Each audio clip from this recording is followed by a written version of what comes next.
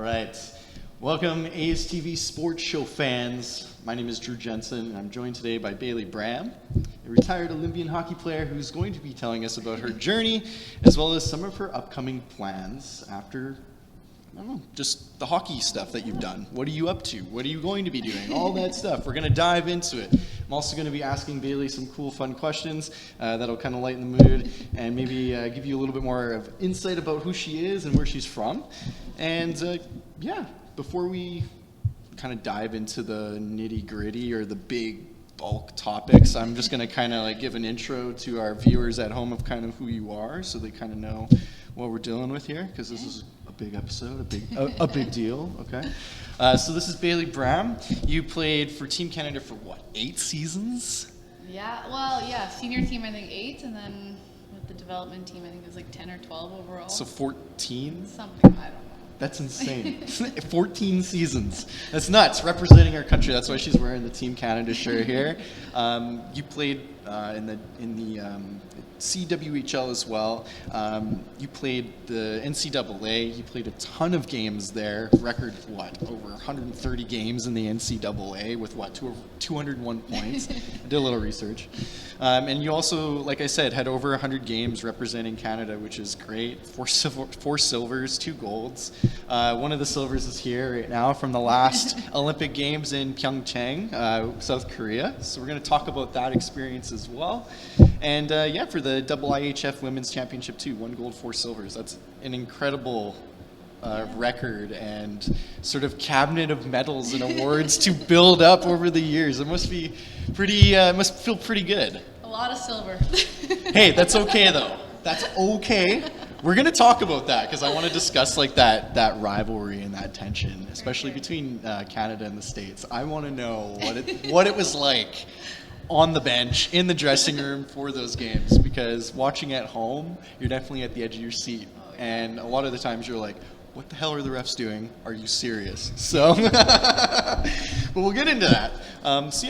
Bailey Bram, introduction right here. Tell us a little bit about yourself. I know I kind of rattled off some quick team stats and whatnot. Yeah. Maybe tell us, people at home, who you played for, where you started. We were talking earlier before we went live. So I'm Bailey. This is actually, we're in Ste Anne right now, so this is where I grew up playing. So I started playing hockey when I was 3 and played with the boys until I was 15 in this rink. So nice to be back here and not watching my husband play senior hockey here now. Kidding. So I played here, and then I ended up going to Balmoral Hall for grade 11 and 12. And then that was where I made Team Manitoba for the first time, and then from there kind of went on to U18, and then NCAA, and then CWHL, and the national team from there. The climb. So, honestly, so it wasn't an easy journey, I guess. It wasn't just direct, but no, it was a lot of fun. Crazy to think back on everything. So well, like I said before, definitely a massive career of just a bunch of different leagues and teams that you've played for, and I'm sure you've accumulated a ton of great advice and skills and wisdoms from different players and different coaches that you've played with and sort of played under. I guess the first question I want to ask, because you're so decorated and so have such a well-built career, what's one piece of advice that you can say now that you're retired was something that stuck with you as a player, that you always resonated with, that was something that you always thought of in the dressing rooms before games? It could have been from a coach, it could be from a player. Maybe share that to the audience, because maybe that might resonate with someone out there. Yeah, you know what? It's kind of crazy how this all kind of came to play. So growing up, I put a ton of pressure on myself. I was always had to be the best player on the ice, and if I wasn't, I'd get so mad and frustrated, or if I made a mistake, I put that pressure on myself. That carried on through NCAA with the national team. And, I remember I got cut from the 2014 team, and it was just it was almost disappointment in myself. What could I have done more of? Whatever it was. But anyways, my sister and I ended up going to, it was basically a mission trip in Mexico, and it was with an organization called Hope Sports. and there was a chaplain there, and he works with the U.S. Olympic team. Yep. And it was all athletes there, and we were all there building a house together. How long were you there for? I think it was like 4 days, and we built the house. Wow, it was, 4 days? It was the coolest experience I've ever done. How to build a house express run. Seriously. Follow how-to guide on YouTube coming up. Only in Mexico. All right. Only in Mexico. But yeah, and I remember we would do we'd build the house during the day, and we'd have team builders at night. We'd do something fun at night, and then usually first thing in the morning we'd have our meetings with the chaplain. And Yeah. I was someone who sport was I put all my pressure in. Everything was all my stresses revolved around sport. Whether I was going to make the team, what I had to do to make the team, what I was doing enough. Especially after I got cut in 2014, it kind of shook me, right? And No kidding. I remember he said, and it stuck with me throughout the rest of my career. And he always said, make your sport a fun place. You are going there to play hockey, to have fun, whatever sport, soccer. There's a bunch of different athletes there, right? And he said that is where you're going to have fun. Get rid of all the other outside stresses, and every team that you make, every experience you get on top of that is the bonus. And don't get your stress from your sport. Don't let it derive from all those things. And so I remember after that, it was kind of hockey should be something that's fun. It should be something that, I go to the rink and I have these 2-3 hours to just work my butt off, but also enjoy the people around me, not put too much pressure on myself. Yeah. If I miss the net on a shot, I miss the net on a shot. Yeah, Right? What's the big deal? And then started to really learn how to have fun with it. And once I was having fun and just enjoying everything and not thinking about all the other factors of making the team or whatever else, everything kind of fell into place, and I felt my game got so much better, and I was able to, bring that energy, and the people around me started to be able to relax, and it was just a more fun atmosphere and a better place, I think, mentally to be every day, instead of just the constant stresses of 27 players trying out for 21 spots and that reality. So that was the biggest thing, and it was kind of have fun and do it because you love it, and everything else, if you make the team from there, it's a bonus. So. Yeah, well, especially when you're competing against that many people for it's a big deal. You're representing the country, and even, other teams as well. It could be a big deal, right? And you're facing off against so much competition. It's hard to kind of remind yourself, okay, why did I start doing this? Absolutely. Why did I start playing? I see it now. I remember at my hockey camp last year, and she had the best intentions. This mother came up to me and she said, my daughter is on the ice 3 times a day. She has 2 dry land sessions. What else can we do? And it's just for one, your daughter's miserable. She doesn't want to be here 3 times a day. She doesn't want to be running from rink to rink to rink in the middle of summer. Yeah. Plus 2 dry land sessions at age 9. On her summer vacation. vacation. I mean? And I was just yeah. And she was like, what else can I do? And I just wanted to take a step back and allow your daughter to go to the rink, have fun on her terms, and not push her at 9 years old to be going to 3 separate hockey camps and get in the car, we're going to go again, And so that, I think, in this generation, it's all about what we can do to get the upper edge on the next players, right? And it's all over social media and what other people are doing. We didn't really have that growing up. Yeah, it was a little bit of a different realm. It's different, right? And so now I think world. There's so much pressure on the younger kids, that generation especially, on how to be the best player and be better than the people from the town over or whatever it is, right? So that Hockey Canada notices them. And I'm like, they're not going to notice you at age 10, right? And if they do, you're not going to make it until you're at least 17, 18, if you're Mary Flip Brulé. Usually you're going to go through that, so just allow them to have that. Just have fun. Fun with it, right? And learn to love the game and not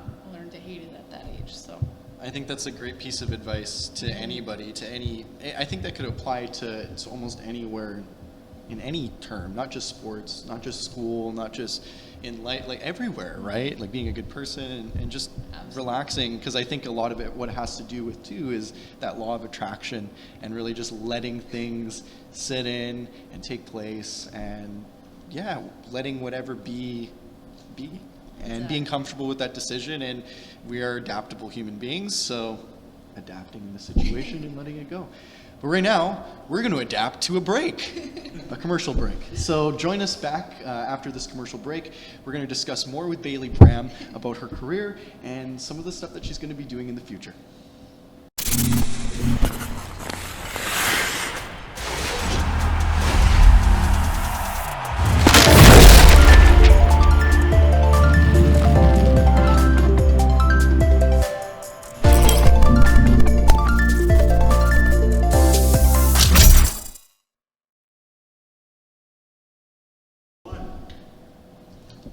Thanks for joining us back here on the ASTV Sports Show. My name is Drew Jensen. I'm joined by Bailey Bram of Ste Anne, Manitoba, a Olympian, a hockey player for the women's team. We just talked about her greatest piece of advice, which was awesome. And I think you touched upon something that I think is important to talk about too, that kind of comes in pair with advice, and that's obstacles. You mentioned in the previous segment that you faced tons of obstacles, things that you had to persevere through, and obviously stuff that the chaplain told you to leave at the door and kind of just treat hockey as a fun sort of area. It's the sanctuary, it's a good time. Explain what your biggest obstacle was, or obstacles were in your career, and how did you overcome those? Yeah, so the biggest one I would probably say would be getting cut from the 2014 Olympic team. Yeah. But there was a couple leading up to that. So I had first made the junior national team in grade 12. So that was the first ever year of the U18 women's female team in Canada. So it's pretty cool to be on that original team. And so I made the under 18 team 2008 for World Championships. And then there was like that weird, the next step is basically World Juniors for women. So it's under 22. So you have players that are in their senior year of university. So they're 21. I was 17 going into camp, but I was at this age, right? I'm too old for under 18. I'm going into university in the fall, and we're at camp in the summer. And to be honest, did I think I was going to make the team? Probably not. Like, I got there and I was like, oh my goodness, Megan Augusta's here. Like, there was all these people that I look up to, watched them at TV at the Olympics, and Rebecca Johnston, and I remember I was like, oh my gosh, like, I'm just happy to be here, like, trying not to get autographs, like, just, like, trying to pretend I belong. Bring my hockey cards in, sign it. But, so I went, and I literally put zero pressure on myself. Like, I was like, I'm just going to have fun, and I probably won't make it, but if I do, I do. And I surprised myself. I was able to compete with them and did really well, actually. I think I was like second overall in points at the end of camp. And I remember, like, the way they do cuts is so crazy. Like, you're in the hotel and they're like, hey, be ready between 4 and 6 in the morning. Someone's gonna, like, have your suitcase packed. Someone's gonna knock on your door. They're gonna lead you down one hallway, as whoever had their meeting before is going to come up the other hallway. So you don't see anyone. This is like before the times of like social media or group chats. Texting so, like, and all that stuff. You didn't text anyone, and so like they literally brought you down different hallways, so you didn't see anyone. Yeah. And then like the coaches would be like sitting at a table like this, like ready for you. Yeah. And you're just like, Board of okay, directors. like, hello. So you come in and then they'd like have their papers, they'd look down, and I remember they were like, well, congratulations, you made the team. And I was just like, oh my goodness, like, this is crazy. But if you get cut, they actually bring you down a separate hallway right to the bus. You go right to the airport, like you're going home. Wow. Like, you do not see anyone. Like, it's pretty ruthless. Wow. And so like have my suitcase, going to the meeting, like all nervous. Nuts. And then they're like, okay, well, you made it, like breakfast at 9, go get some sleep, we'll see you in a bit. And I remember I was just like so happy. I was 17 years old and made the team. And so that was my next 4 years of my life, basically, was this under 22 team. And you competed every summer against the U.S. in a series, and then we'd go to Germany around Christmas time and play in a tournament. And it was awesome. But so, third year university. So I was, meanwhile, so it's like first year university, second year, and third year, fourth year, I was on this World Junior team. Third year university, I got my first ever invite to the national team. Second year, actually, 3 years in a row. And I remember I was like, okay, I'm doing well with the under 22 team. Like, I have a chance to make it. In my head is what I thought. Like, I was pretty cocky at the time.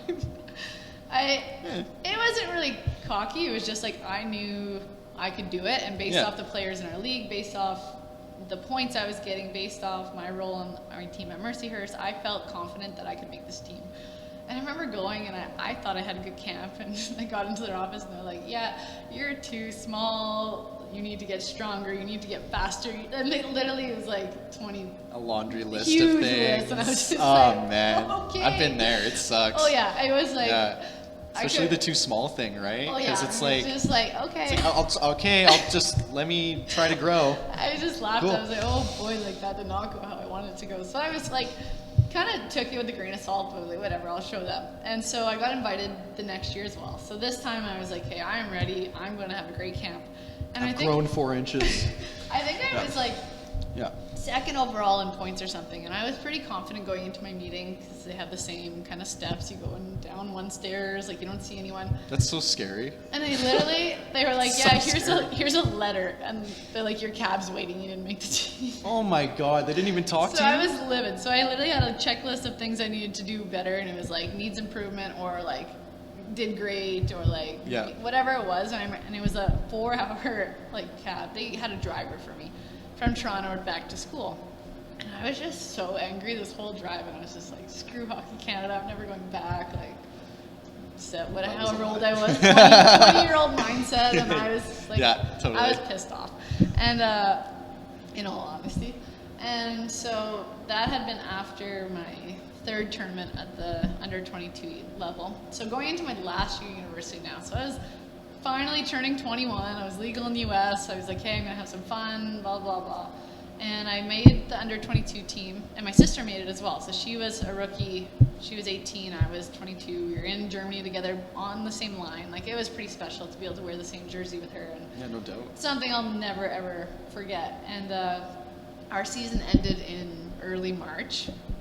Camp wasn't until like mid-April. Like end of March, I think, mid-April. And I was just like, am I gonna go again just to get cut? Like, or do I want to enjoy my spring with all my like friends, my teammates? And so I remember getting the letter in the mail, and I'm like, I'm not going. And so I called my mom, and I'm like, Mom, I don't think I'm gonna go to camp. I was just like, but don't tell Dad. That was my note. I was like, don't tell Dad. Don't do it. And so she was like, okay, I won't, blah, blah. So I hang up the phone, and within 30 seconds, my phone rings, and it's Dad. And he's like, what do you mean you're not going to camp? Like, you're going to camp. Had to I'm expect like, that, eh? I'm for sure. Gosh. So they convinced me, and they're like, you know what, go, just have fun, don't worry about it. Like, if you get cut again, then you figure out your next steps to your career. Because I was literally like, hey, if I get cut, like, there's no, like, I would have to move somewhere to play pro. I was like, there's not much money in it. I'll go back to school, whatever, this will be the end of my career. And so they convinced me to go, and so I was like, you know what, I'm going to go, I'm going to get in the best shape I can before all my focus will be, and then if I get cut, I get cut, right? There's nothing else I can do. And I ended up going. Camp was in Ottawa, and they did it a little bit different format. We actually played a 3-game series against the US in camp before the World Championships. Interesting. So wait, it was so it would have been their tryout team. It was both tryout teams, and so I think there was a lot of players. 24 players or 25 players, on each and they team. were taking 21 to World Championships. And jeez. so like some of the veteran players obviously sat. Yeah, the they Wickenheisers watch. and stuff. Yeah, right? Like, they yeah. don't She's play. not gonna play, so she doesn't get And, hurt. Yeah. I remember I was just like, whatever, just go have fun. Like, we played in Ottawa. We played in the OHL ring, but I think it was sold out. Like, Stephen Harper was the Prime Minister. He was there watching. Like, it was pretty cool. Yeah. And I just had so much fun with it, and same kind of experience. But this time I was so nervous. I was roommates with Shannon Zavados, and she still laughs. Like, she's just like, you literally paced in the room from like 2 in the morning to 5 in the morning. Dug a trench in the ground with how much she you were was like, pacing. hey, like the bus leaves at 6. It's like 6:05. I think you're fine. And I was like, no. They haven't told me I made the team. Like, I gotta wait. Like, maybe the bus is running late. Like, you never know. And she's like, I've been on the team for 5 years at that point. She's not worried. And so I remember going down there, and they're lined up, and I'm like shaking. I was so stressed. This was basically like, if I get caught, I'm done playing hockey. Like, beer league, here I come. Yeah. And I went and I sat down, and I remember our general manager like pushed the box of Kleenex towards me, and I was like, crap. You're like, God. Yeah. No. Here we No. go again. Why? And she just said, congrats on making the team. And I was just like, what? And then I just like started bawling. Oh, yeah, And she then knew. She started laughing, and she looks at the head coach, and she's like, you owe me $20. I told you she would cry. So I remember, like, I was just like, I cried for like the next like 4 hours. Like, we went to team breakfast later, and they're like, you can stop crying, like, you made the team. And I was just like, so in that moment, I'll never forget it. And it was just like, this is what I dreamed of since I was a little girl, and to finally make that senior team, and so to be there. And then we ended up going to World Championships. We beat the US in overtime on their home soil. So it was just like, couldn't have gone any better. So it was pretty special. So getting cut a few times, and then 2012, 2013, I made the team again. We played in Ottawa in the big rink. It was a record still for the most people at a women's hockey game. I scored my first goal, so that was pretty special. And I was feeling confident going into 2014 Olympic Tryouts. and it was like a 2-year vet, I guess you would say. And there was 28 players at tryouts. They take 21 to the Olympics, and it's a 7-month tryout period. So if anyone doesn't understand, so you move to Calgary, and you can get cut any day. So it's from August till. So it's in that 7-month probation.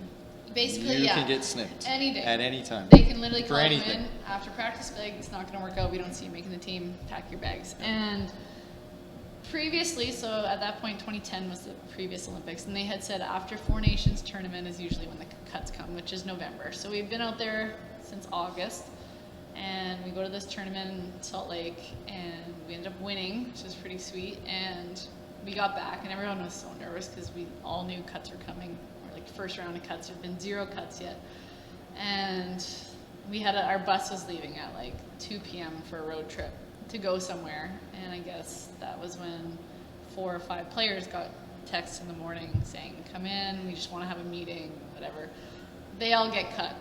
So we show up at the bus, and there's like not half the team, 5 players are now cut, and it's just like, holy moly. So now at this point there's only 3 players left to be cut on the team. And so I was still there, we'd go on this road trip, and I felt that I was playing well. I felt confident, and final roster had to be December 23rd. So that was like, there was no later day that it had to be submitted.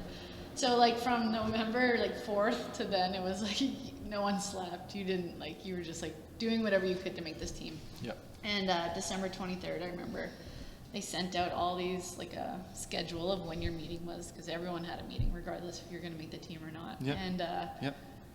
looked at my time, whatever. I'm like, okay, it's like you're reading into everything at this point. And 100%. Oh yeah, it was. That moment is like, there's so much pressure built in that moment. And like you don't want to compare yourself to other players, but you're just like, you compare yourself subconsciously, to everyone. subconsciously like, you do it. They did this, but I did this. Or like, what does this mean? Coach said this. Like, it was pretty dramatic. And our head coach had got fired a week before that. And so we had a new coach who, at that point, he didn't even know all our names. And so we had final cuts, and he was picking the team. He didn't even know who we all were. We had just spent 5 months training for this.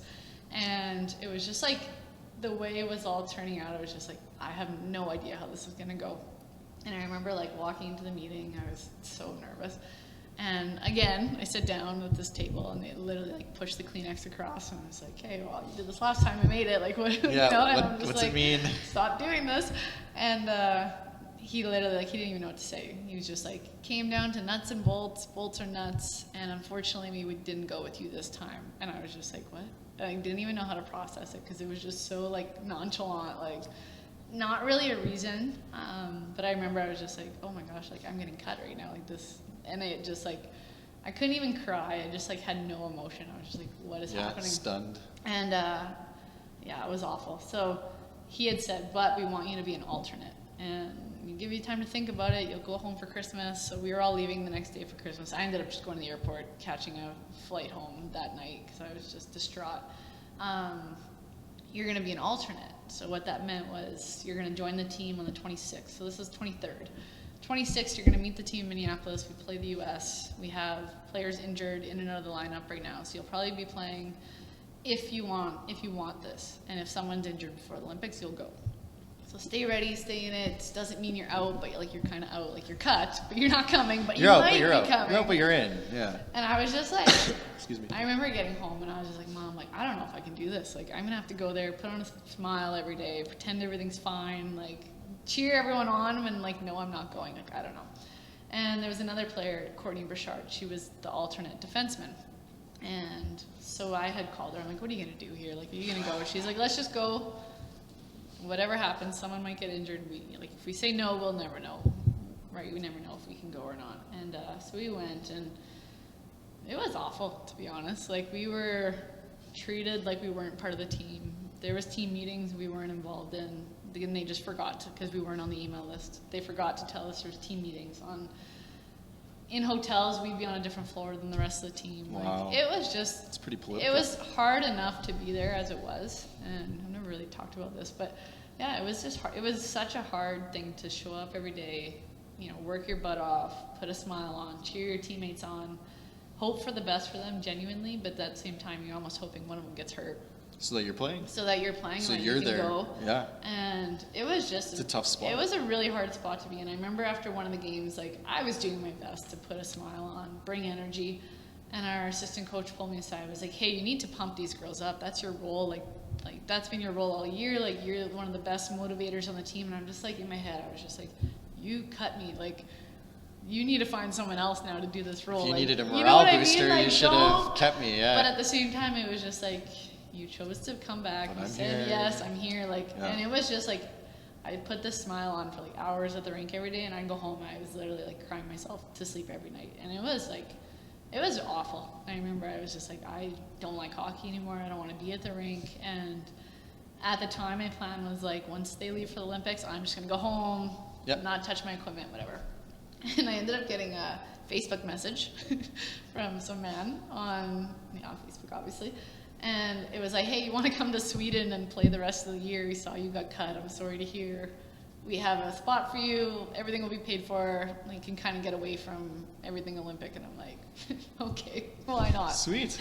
And I remember calling my mom, Mom, I'm going to Sweden tomorrow. And she's like, what? And I'm like, yeah, I'm going to Sweden. She's like, with who? And I'm like, I don't know, some random man messaged me on Nice. Facebook. Some random Facebook guy, Mom. So don't worry. Don't recommend that It's ever. okay. He's got a Swedish last name. Forsberg. It's great. I remember she was like, I need to track your location. Like, you need to do all these things if you're going. I'm like, Mom, I literally am leaving tomorrow. Yeah. And she's like, I don't even understand. I'm like, I just need to get out of here. Yeah. Like, there's so much hype around the Olympics. And I was like, I just need to go. And at this point, there was 2 forwards still injured. And so our coaches had told us, you're not coming with us originally. They were going to Austria for 2 weeks ahead of time before Sochi, and they were in Sochi like 10 days before. So they still had like 20 days till Olympics. And they're like, but you need to bring all your Hockey Canada stuff. You need to bring everything, because I had gotten tons of Olympic gear. Yeah. And they're like, bring everything, because Just in case. you like you're literally gonna have to be on standby. You're flown back to play or whatever. Like, yeah. oh my gosh, it doesn't end. Like, you know. And I was just like, am I going or am I not? Is what I wanted to just like yell, like pick something here, you know. And but going to Sweden was the best thing I ever did. And I got there, and the girls right away, it was like another family. And they took me in, and they all knew what I was going through. And one of our coaches, she was actually an Olympian from Sweden, and was taking the year off. She had a baby, and she just like put me under her wing, and the players just like, it was such a growing experience for me, and it was healing, and that was what I needed in that time, to just get out of Canada, do my thing. And I remember being in Sweden and getting an email saying, FYI, you're not coming to the Olympics, from our GM at the time. At that point, it didn't matter And I though, was because just you were in like- Sweden, you were still playing, Yeah, and it you was were with a just good like- crew, and it was Yeah. like, And so, Yeah. it was just like, it was almost relief knowing I didn't have to, because before that it was like, hey, you never know, you might be coming. I was constantly getting emails while I was still there. What's the closest airport? How far are you from this airport if we need to book a flight? Like, it was constant, because these players still weren't playing. just in the back of your brain, right? So. And it was constantly like, hey, I need to stay fit. I need to do this just in case I get the chance to go. And so getting that email was like a relief, and knowing that, okay, I can just now focus on this and just start to have fun again. And not worry about stress. And we ended up winning their league in overtime. And I think I scored the winning goal in double overtime or something. And it was just such a good way to end a crappy year, I guess you would say. But yeah, it was like the best experience I've ever had. So if anyone can go play in Sweden, I highly recommend it. They are incredible. So. Well, that's great. So that's sort of some of the biggest obstacles that you've been through in your career. I think it's fantastic that each of those points and obstacles you've sort of found different ways to fix them or to, persevere them in different ways. And what we will talk about when we get back, because we're just going to go to a commercial break really quickly, is not just the obstacles and stuff too, but sort of how you traverse those in terms of you're playing in Sweden, that different mindset, but what you sort of did habitually, because obviously you changed your mindset. I kind of want to know some superstitions and stuff. So we're going to go into that when we get back. Perfect.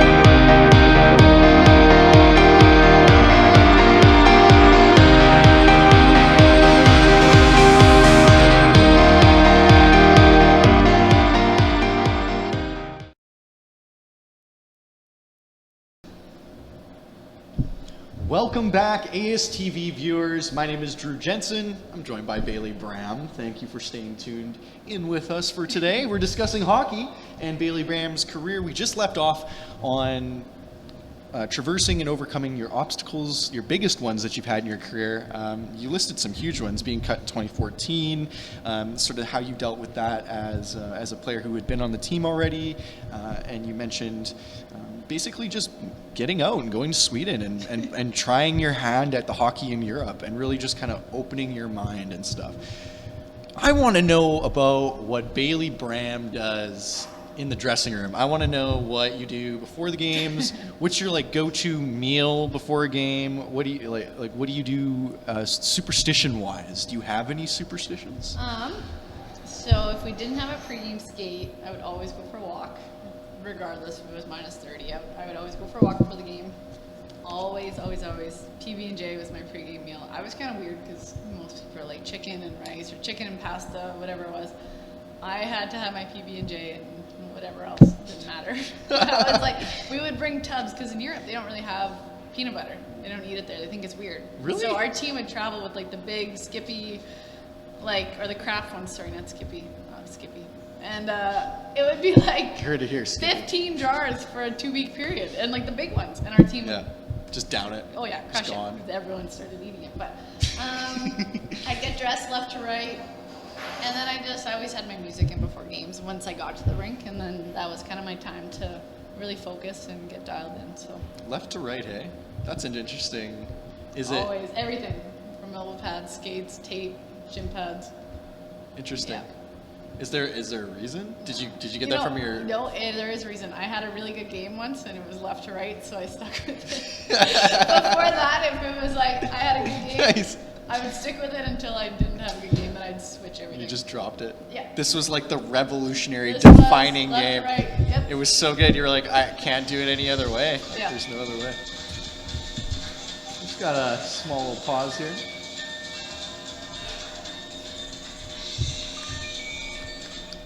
Nice. A little dance. Cool. That was our break time dance music that we love to have put into our episodes to kind of infuse some energy. It's great. But we're back. We're back after that dance break. What's up, guys? Okay.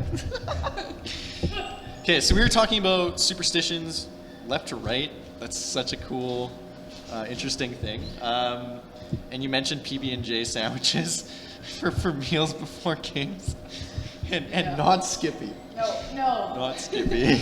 Fair enough. Okay. Yeah, smooth. Those are kind of neat. Smooth. Okay, so not crunchy either. Okay, got it. We got it now. We get it. I guess the next thing I wanted to know is because I read a little bit about you, and I read about the triple threat that you want to tell us what that is? Bailey just got really red. Okay, well I guess it's out there. So it's online. I mean, one of my teammates. Okay, so this was. I still sleep with 2 of them every night, okay? Don't judge me, you guys. So when I was in university, I was 17 when I got there, remember that? Far away from home, I was missed home. So I had my teddy bear, nice, my blankie that I've had since I was born, and it's literally my grandmother's pillow off her couch. Just reminds you of home, eh? But nice. When I was growing up, she had these pillows, and I was like, what are they? They were the softest things in the world. So whenever I'd go over, I'd take it to bed with me, and I wanted to sleep with it. So then when I went to university, she's like, you can take one, literally off her couch. Take one with you so you're comfortable. And so we'd go on bus trips, and so I'd bring my blankie and my pillow. I'd bring my teddy, and I usually stuck it in my bag or whatever, try not to let people see it, but obviously your teammates find it, then they start hiding it on the bus, and it became a game. So then they named my pillow, blankie, and teddy bear my triple threat. So they'd always be like, where is it? And people would be like, oh, what's the triple threat? And I'd be like, so now Drew even knows the triple threat. but the teddy bear doesn't come with me anymore. So it's fair. So it's just a double threat now. I still sleep with it. It's just a double threat. Yeah. I'm embarrassed.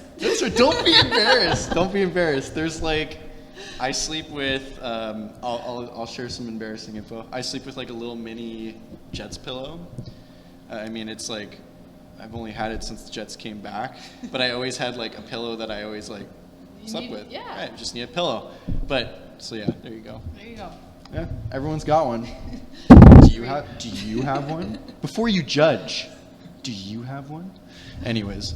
Okay, let's get into my next question for you is we talked about a little bit, we briefly talked about this. I don't know if you can see on camera right now, folks, but we've got Bailey's silver medal from Pyeongchang's South Korean Olympics from 2018 right here, and it's so cool. Yeah, you can pick it up. Can I pick it up? Oh, sweet. Yeah, gosh. It's very heavy. Thing's been through the ringer. Very, very heavy. Yeah, this is really cool. I wanted to talk to you about this game in particular because this was a really heartbreaking game to watch, and I'm sure to be a part of as well. And I don't want to talk about the history of officiating in women's hockey because for whatever reason, you ladies have had just a really bad string of luck when it comes to that for whatever reason, Team Canada. But facing the Americans, you've faced them so many times, and you mentioned last segment that in 2014 you even went and played a 3-game series against them for tryouts. What is it like to play against the United States? And what was that moment like in Pyeongchang, going into the third period, tied up? And even when Zabados made that amazing save against Keller in the third with I think 7 minutes left, how is everybody feeling? And what's that animosity like? Could you just describe that relationship? Yeah, honestly, it sounds bad to say, but that was the reason. Those are the games we got hyped up for. Those are the reasons you want to play for the national team. Obviously there's so many other factors, but you grow up wanting to play in those big games against the US to win a medal, and most of the time it's US, right? If other rivalries can grow that big, then that would be amazing. Yeah. But right now it's Canada-US, that is what, you see that on the schedule, you are hey, I cannot wait for this game. And we have so much respect for them off the ice. We know how hard they work, and they literally do the same job as us. But once you get on the ice, it's just it's honestly the most fun you'll ever have. Yeah. You're just constantly, everyone's fired up the whole game. Everyone brings their chirping. best. Everyone's chirping. Someone gets a big hit, and all of a sudden it turns into there's a brawl every shift. It's nice. Literally just it's so much stuff fun. you look forward to. And that year, so during the Olympic year, during the tryouts, so it's that 5 or 6 month tryout period, and we played them 8 times, I want to say. And we lost the first 2 pretty bad. I think it was 5-0 and 8-1 or something, and we were just oh boy. And then we beat them 6 straight. Nice. So that must feel so good. Going into especially the Olympics, against the Americans. We were feeling pretty confident, and Silver medal we were games. pretty excited. And then we played them in round robin, and we won. And so we were feeling really good. Yeah. And we knew we could beat them going into the gold medal game. And I think we had so much confidence in our preparation before the Olympics, and we would be at the rink sometimes 12-hour days because we were watching video on every single player. We were watching their power play, their PK. We were constantly putting our focus into how can we beat the US, because ultimately we knew that's probably that's who the we'd team be you're playing, facing. right? And yeah. so the whole 5 or 6 months, that preparation is for that game. We had the first day of centralization, which is August 4th or something. We literally had a count. We counted back. This is how many days until the final game. And our plan for the year was based off being in that gold medal game. We knew exactly when we were going to leave for Korea if you made the team. We were, how many days before to get rid of the jet lag. Every single thing, every plan was put into place. Every professional that we needed, our nutritionist, our doctor, had made a plan around the year for this game. And so going into the third period, I think we were just so at ease with our preparation, and we had so much confidence in our ability as a team, and we had been in those situations already where we've been down a goal or down 2 goals and had come back and win. And so it wasn't as stressful as a lot of people think it might have been. I think we actually had a pretty good sense of calm in the room, and our leaders definitely stepped up, and they just said, we are ready. This is what we play for. We're in better shape. We're whatever we had to tell ourselves in that moment, just to kind of stay calm and go into that third period excited to play. And obviously it didn't end our way. Yeah. But no, it wasn't as stressful as you'd think it would be. So. Okay.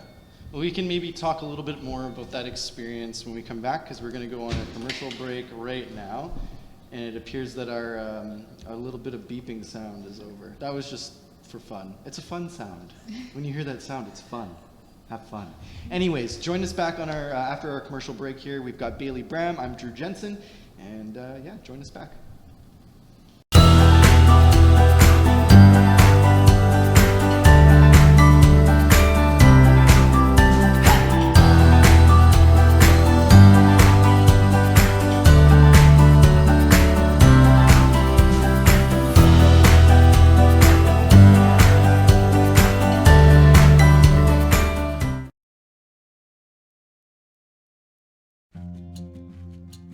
At Collins Hotel, we have you and your family's comfort in mind. Relax in one of our 16 suites featuring king or queen-size beds and 36-inch TVs. Suites also include a mini fridge and other kitchen appliances to make your stay as comfortable as possible. During your stay in Pilot Mound, visit Weiser's Restaurant, our attached family-friendly restaurant and bar. It is the perfect location to host group meals, dine with the family, or unwind after a hockey game. Come in and meet our friendly staff offering daily specials on food and drinks, Wing Night Wednesdays, Buffet Fridays, and multiple TVs to watch the game. Weiser's is the place to be. Collins Hotel and Weiser's Restaurant and Bar, located across the street from Blackjack Stewart Arena off Highway 3 in Pilot Mound.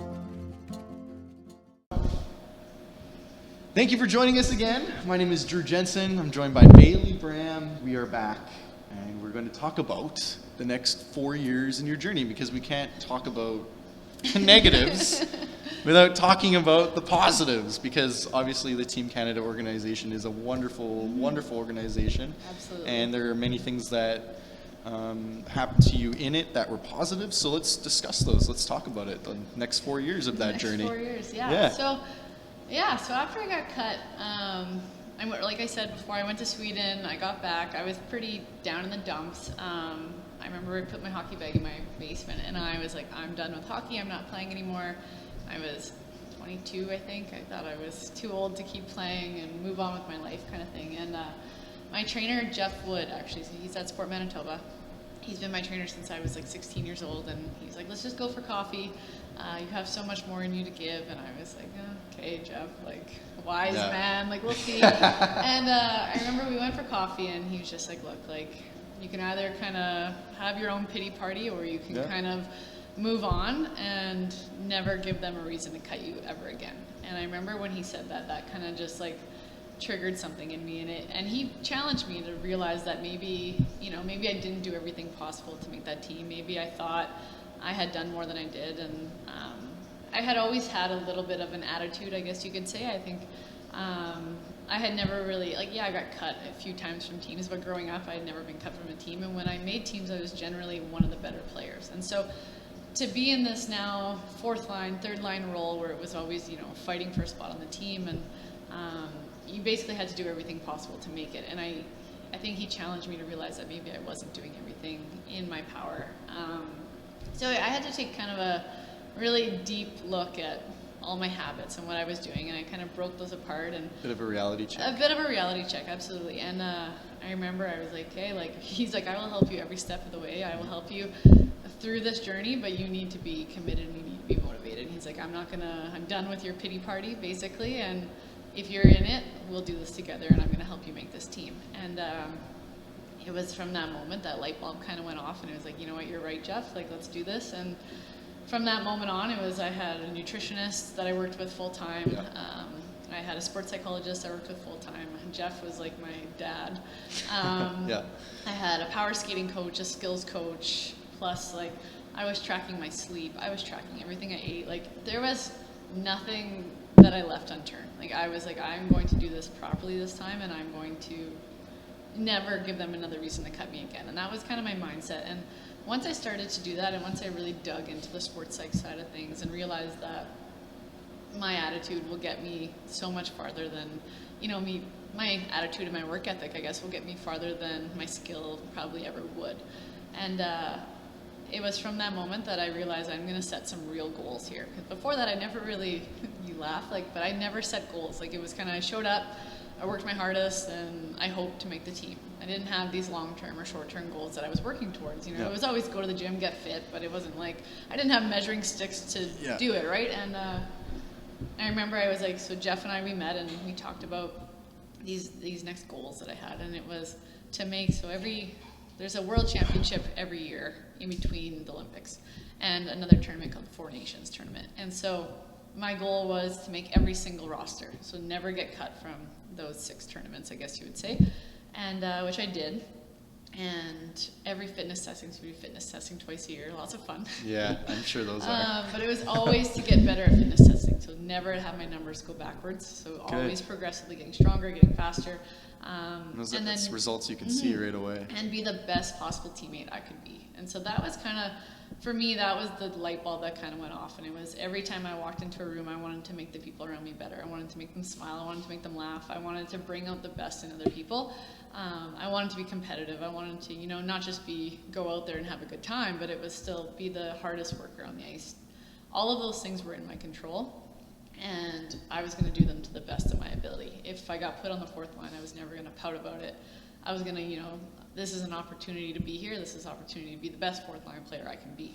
And just changing my mindset and changing that, instead of being like, oh, I should be on the power play, I should be on the first line, I should be this or that, which a lot of players I think can get into that mindset and get into that, that rabbit hole where they kind of start having that pity party. And I think in the past that's where, I had kind of done that. And so I think just allowing myself to set these goals and show up every day, having those in the back of my head, and, I would kind of check in with myself every day too. Like, how did today go?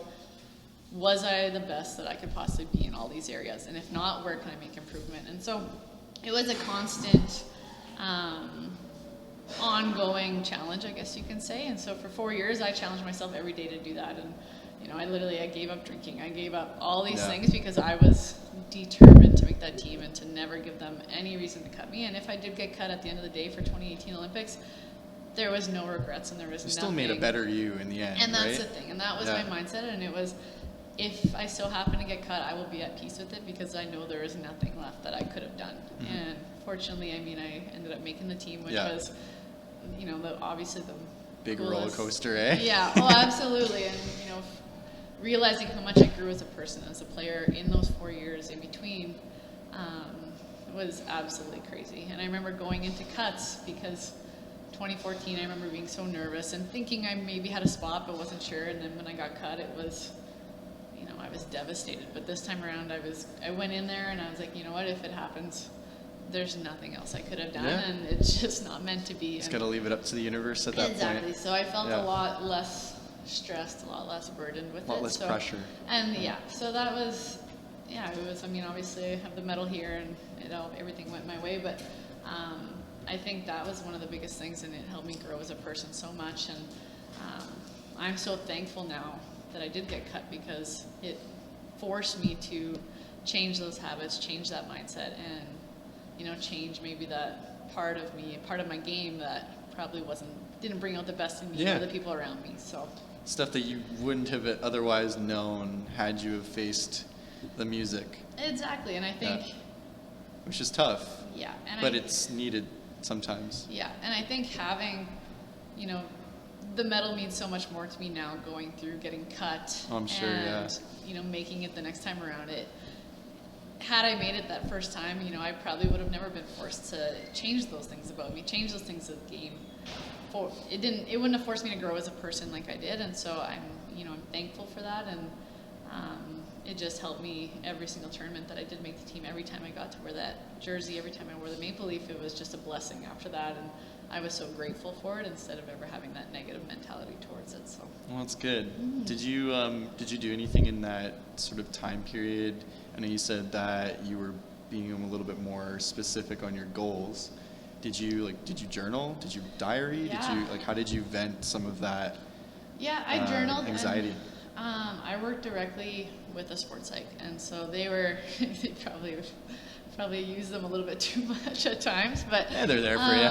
That was their role, and that was their job, and a lot of 4 years before that, I never would have taken advantage of that. It was kind of something that we did that, why do we have to do this? It's kind of a waste of time. That was my mentality, and I didn't realize how much they can actually help and how much they can help me achieve my goals and be the best type of athlete I could be. And so I utilized it to the fullest. I utilized our nutritionist to the fullest, and I just wanted to be the best that I could possibly be every single day. And so I'm so grateful for Jeff for having that hard conversation with me in 2014 and realizing that, hey, like, get over yourself. You have so much more to give, and I think I've grown as a player and as a person since then so much. So. No, that's good. Is there anything that you could maybe say to other people in your position as maybe like a piece of advice or?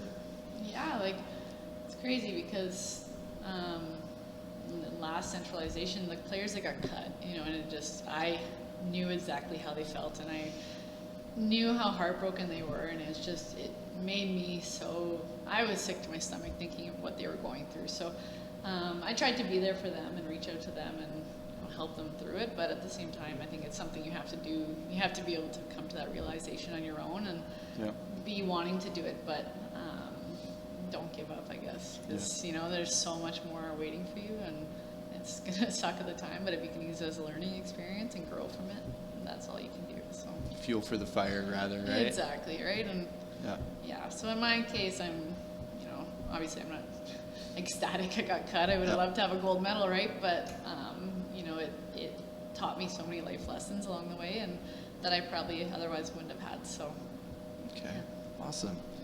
Well, we're gonna go to another quick commercial break. When we get back, wow, I can't English. I haven't even been talking that much. When we get back, we're going to discuss some of Bailey's most memorable positive moments on Team Canada. She'll discuss some of those. And so please join us. We'll be right back.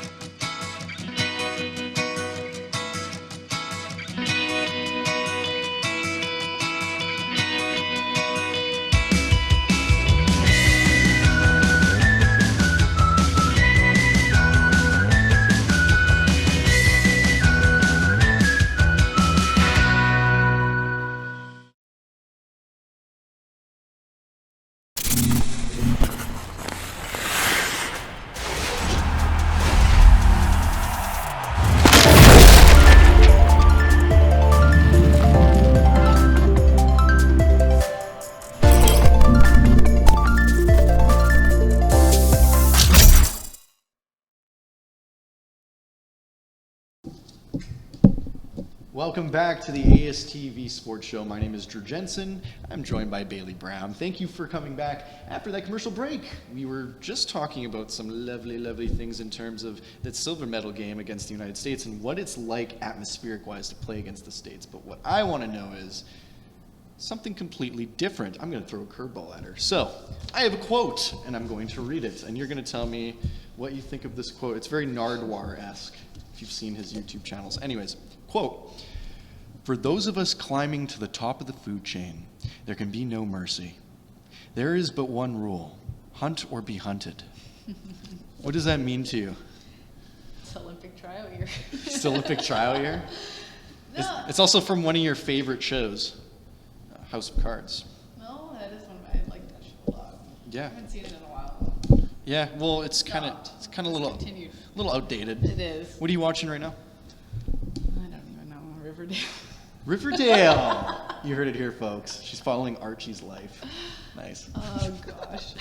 I just wanted to throw something fun at you No, because for sure. we're going to be diving into something a little bit more crazy. It has to do with the silver medal game and the shootout that happened. As I was mentioning in the last segment, as a viewer watching that game, I mean, it must have felt a little bit different being on the bench, but I felt incredibly anxious because you girls were playing so well. Like, the women's team, you were winning. You had it at one point.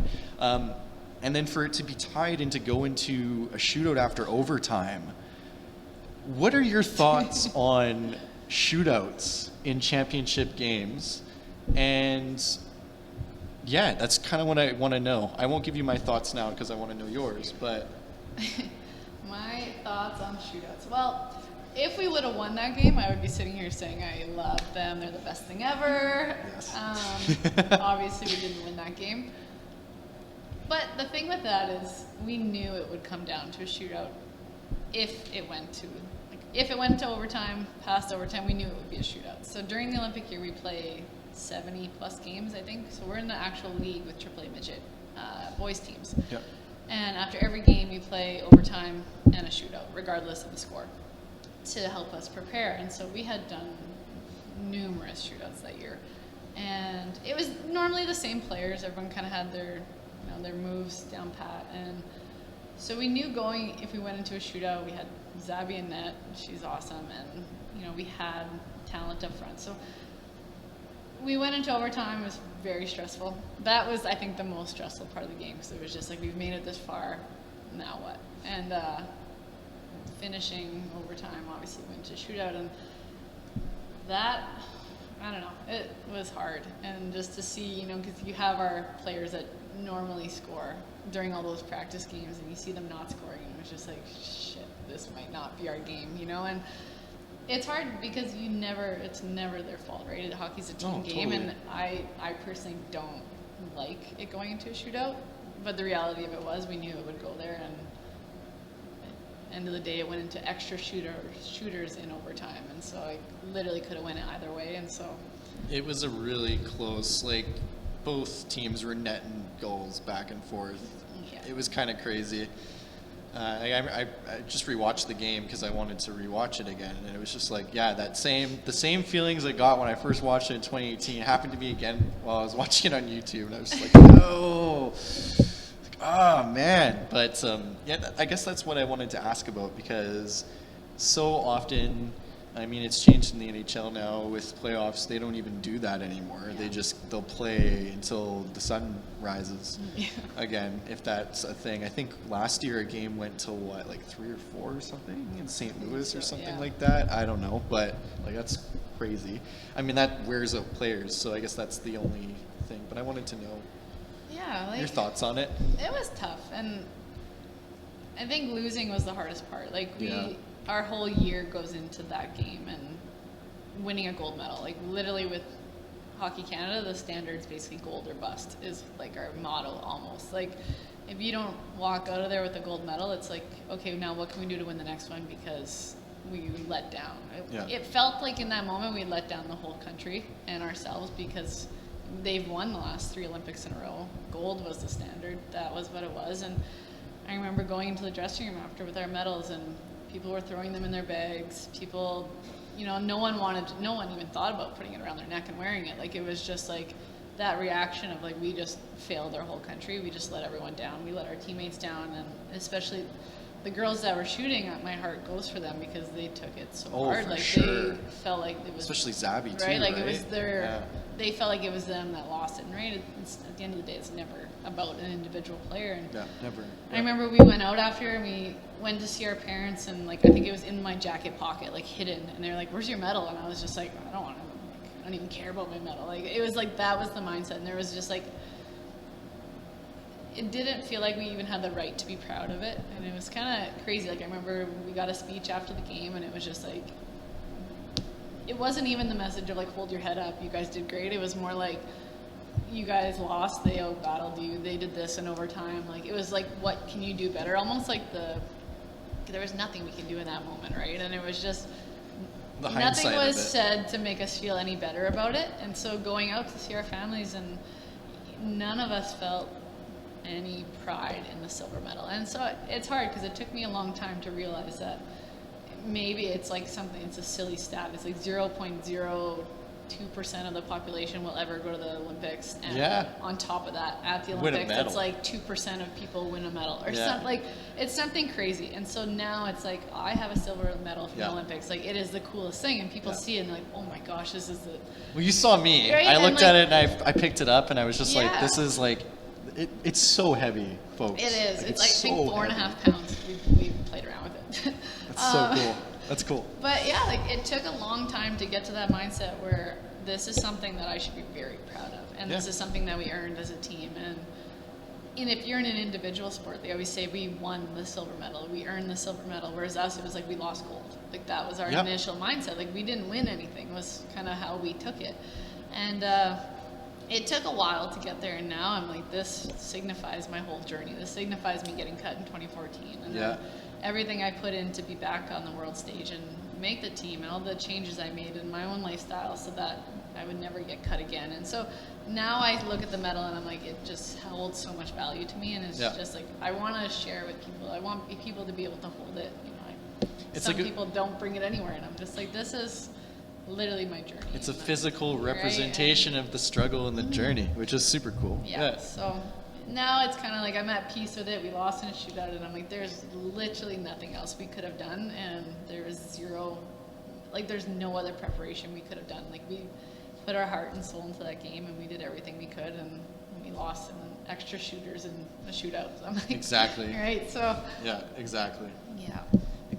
Nothing can be changed now, but that's such a feat. Like you said, 2% of people get a medal if they're competing in the Olympics. So that's unreal. And we mentioned, or you mentioned, sort of talking about your mindset now and how you're thinking.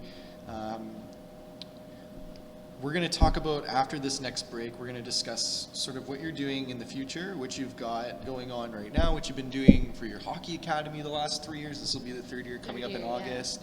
I believe it's the 14th to the 17th to the 19th. 17th to the 19th. We'll pop that up on the screen when we get back from our commercial break or whatever.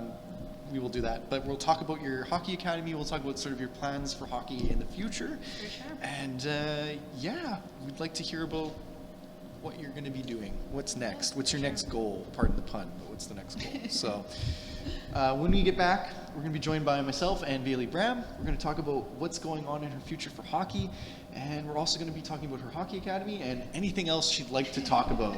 So join us after the commercial break, and we'll be right back.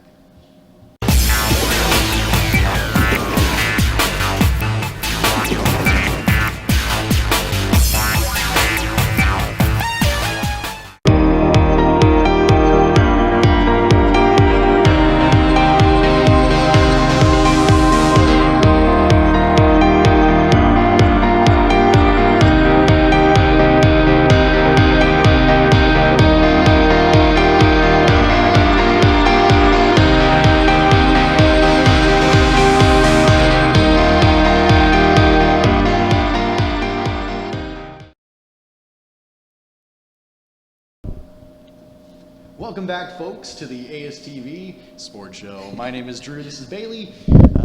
We've got some great stuff that we're going to be talking about right now. We just got back from a commercial break. We were talking about some of the moments of being cut and what you did afterwards. But let's dive into some of the most positive memories that you had for the Team Canada organization in the time that you played. I think that's important. So. Okay, dive right in. I guess I have a few. So playing in Winnipeg was obviously one of the most special things, to be able to come home, you know, to have probably 200, 250 people from Ste Anne there cheering, and family members, my nieces and nephews, everyone was there. So that was one of the most special moments, because in my career with the Maple Leaf, we played in North Dakota in 2014, and that was it. That was the closest we ever came. Closest to home, yeah. Yeah, so that was very special. Another time was when I made the team, my first tournament after getting cut. So 2014 Four Nations. So it had been November of 2014, and at that point I had just kind of come back from, getting cut and having that really tough conversation with Jeff. And, the summer training I had put everything into it, and I was this new athlete, so I was like so excited to hopefully make this team. And I remember making the team, the Four Nations were in Kamloops. We ended up winning gold in a shootout. Nice. And it was just special to come back and, have more of a leadership role in the team and be able to win on home ice. So that was very special. And definitely playing with my sister. So we played World Junior, I guess you would call it, an under-22 tournament together in Germany.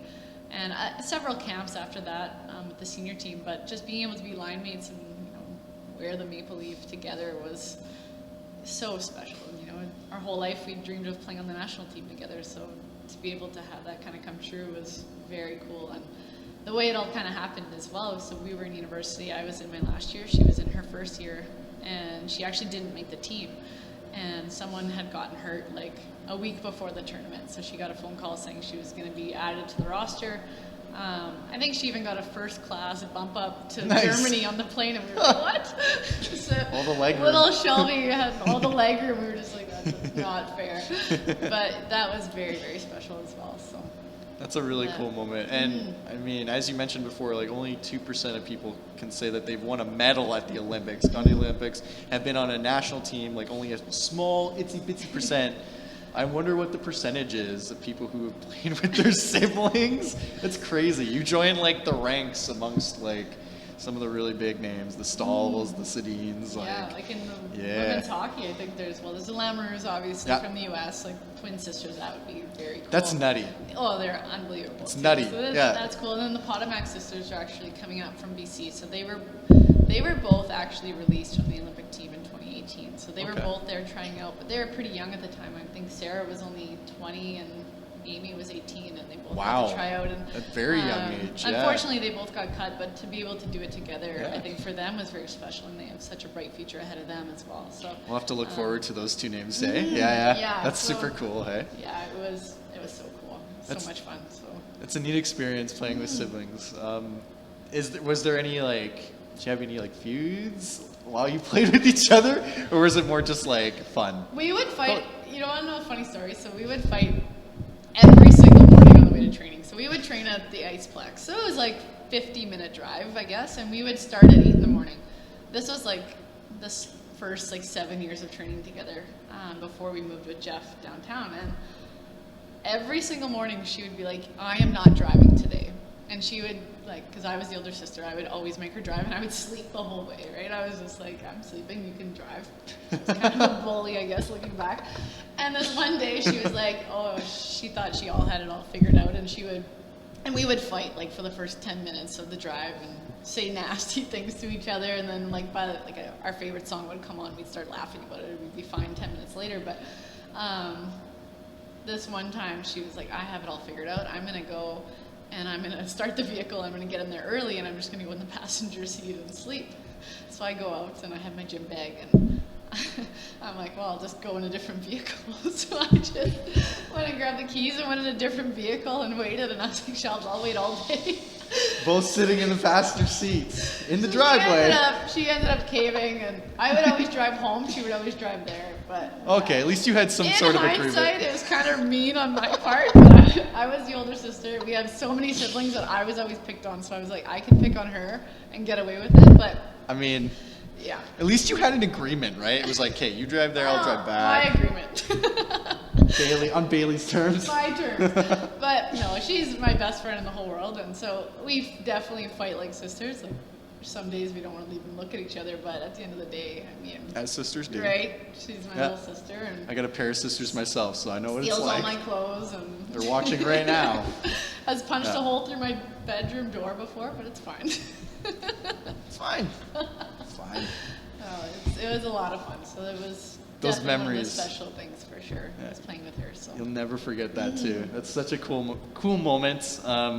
Do you hope to do anything with her in the future for hockey, any kind of coaching programs? She helps with my hockey school, okay. And so that's been fun. She was always kind of a little bit better skater than me, power skating wise, and I was usually a bit more skilled, better hands, I guess you would say. So it's nice to kind of be able to separate that and kind of have her teach power skating and have a bigger role with that, because I mean she's very good at it.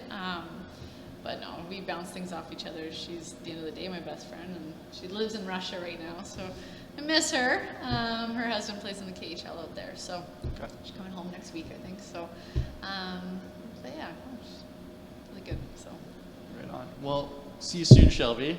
Yeah, that's awesome. We heard some great moments. If you want to check out, I guess, more of the moments that you have to share, they're all on YouTube. There's not the family moments, okay? Not the Bram home videos are not on YouTube, okay? I'm talking about the silver medal game, those types of fun moments. There's some cool trivia videos if you online too, which I did watch. So yeah, there's lots of cool information and stuff about you out there if you're interested. but no Bram home videos, okay?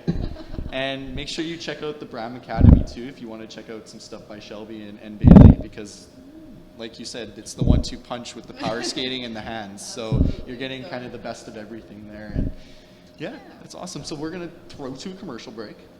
We will be right back. And when we get back, I think we're going to discuss a little bit about maybe some of the coaching goals you have upcoming, maybe some of the academy stuff.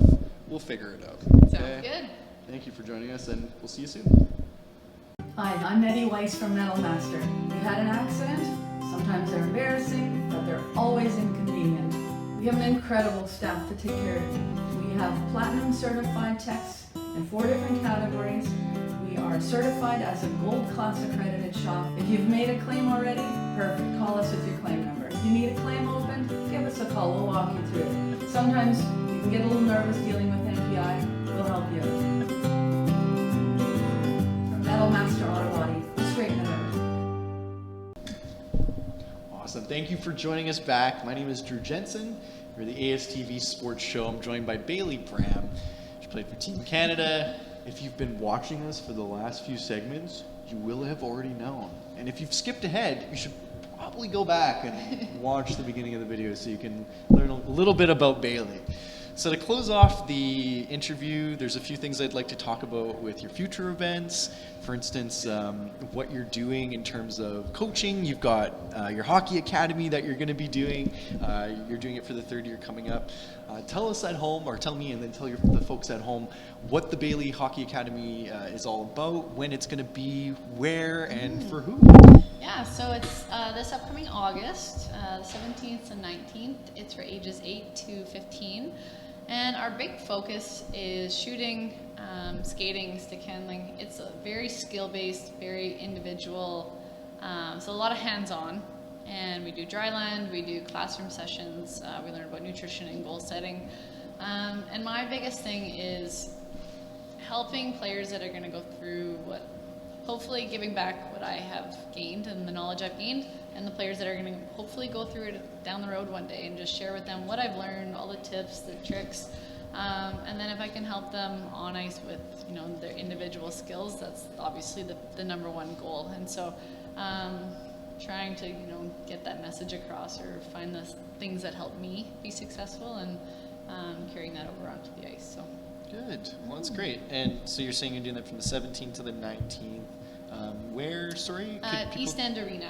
East End Arena. Okay. Yeah. And how do folks go about applying? Okay, so I have a Facebook page, Bailey Bram Female Hockey Academy. You can follow on Instagram, Bailey Bram FHA, and you can email me at baileybramfha@gmail.com, and all the info would be there. So. Sweet. Okay. Awesome. So if you're interested, if you have a daughter, or if you are in that age range and you're interested in sort of learning some new skills and developing your training and your hockey stuff along the way for the next year upcoming, look into that. Bailey Bram's got a great program. It's her 3rd year doing it, so you're excited. Has it increased over the last few years? Or? Yeah, and it's definitely increased, and I think I've learned some things that have helped starting a new business, right? So there's always going to be learning curves, so I've kind of grown as a coach and mentor, I guess you could say, and learned what works and how to really get across to the players, especially the younger age groups that are coming in, and how to really resonate with them and help them with their on-ice skills. So yeah, it's definitely been a lot of fun. So. That's great. Well, you've done coaching with the Global Youth Development Program, right? So, or Global Sports Development, sorry, that helps with youth players. So that was actually an award I won, and that was for community service, basically, and giving back to the community. So I was involved in quite a few different programs, and someone nominated me. I don't even know who. And it's kind of crazy. So I was 1 in 10 athletes across the world to win this award, and it basically is for humanitarian efforts within the community. So yeah, that was a pretty special one. Do you have any other future goals in terms of coaching? Do you want to take on a coaching position at Team Canada somewhere down the line? Do you see yourself doing that? Do you want to just do the academy? I don't know. I have love-hate relationship with it right now. It's like sometimes I want so much for the players, and sometimes I think my emotions get the best of me, and I'm just like, why can't you do this? Or, I'm trying my best to get the message across. But then at the end of the day, like, I help my dad out coaching with the AAA midget team, and I realize I have so much fun out there. And when I can finally see that light bulb kind of click in one of the players and know that I've helped them with something, it means so much to me, and just helping them get to the next level. So it might be something that's, down the road. Right now I do all the dry land for the Eastman, Bantam, and midget teams. A little bit of on-ice stuff whenever I can with my schedule, but down the road it's something I've definitely thought of. I'm not fully committed yet. Kind of see how life goes. We'll see. Yeah. Playing it by ear. Okay. And is there anything you wanted to add about yourself? What are you up to right now? What are you doing currently? I know you're studying. So I am taking massage therapy right now. So it's a 2-year program, very challenging. So my nights consist of studying, basically, coaching. I actually became a spin instructor recently, so at a studio in Winnipeg. So which studio? Limitless is called. So it just opened, and the bikes actually moved. So it's where in the city are you? Pembina and Stafford. Pembina and Stafford. So I've always kind of been someone who's an introvert and not really like to be center of attention and stuff. And to be a spin instructor, you are literally at the front of the class and all eyes are on you. Everyone is like, hey, what are we doing? Like, let's go. And you're instructing people what to do and next. So I never thought it'd be something I'd be doing, but it has pushed me so far out of my comfort zone, and I love it, to be honest. I've been having so much fun, and one of my good friends that I actually went to Balmoral with opened up the studio. So wow. Yeah. So what a small world, right? Well, maybe. Just maybe we could take a trip down to Limitless and check out some spin stuff, and I could get on a bike and you could watch me breathe heavily for probably about 2 minutes. The room is black, don't worry. Oh, you won't see me breathe? Good. Nice. Probably for the best. Anyways, we'll go. Limitless spin sessions. That's so cool. Yeah, and so how many days are you doing that? Usually Thursdays and Saturdays right now. So Eastman is Monday, Wednesdays right now. So once their season ends, I might do a little bit more with that, and then I might also thinking about starting like dry land sessions for whoever would be interested in kind of coaching that, so specifically for female hockey players. So maybe something I've been approached a few times. So stuff in the works at all times. So well, that's good.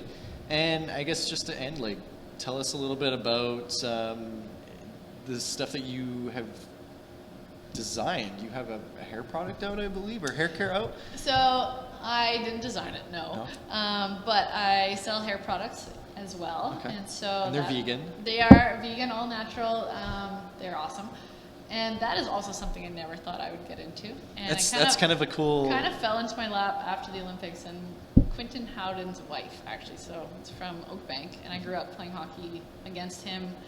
And she was at the Olympics and she was doing it, and I was like, yeah, maybe, I don't know, that would be something I'd be into. And then I started using them, fell in love with it, and it kind of fell in my lap after that, and that's been a lot of fun. So you're the perfect ambassador for it too, right? Because you've got that big following, so I think it works. It works. I think it works. So far, so good. I think it works. Well, cool. That's great. Is there anything else you wanted to add or talk about? Do you want to plug your Instagram or? I guess so. You can follow me, Bailey Bram 17 on Instagram. Cool. Well, thank you so much for coming on to the show, ASTV Sports. Everyone watching at home, my name is Drew Jensen. This is Bailey Bram. We talked a little bit about Bailey's career, some of her obstacles, her superstitions, some of her favorite TV shows, Riverdale, maybe some other ones coming up, who knows. And yeah, we just kind of talked about what you're up to right now and what's going on. So make sure you check out her Facebook page at the Bailey Bram Academy. Make sure you're checking out that Hockey Academy page and signing up if you're the right age or if you've got a daughter. And yeah, we will see you next time on the ASTV Sports Show. My name is Drew Jensen. Bailey Bram. Bailey Bram. And we'll see you the next time. Take care.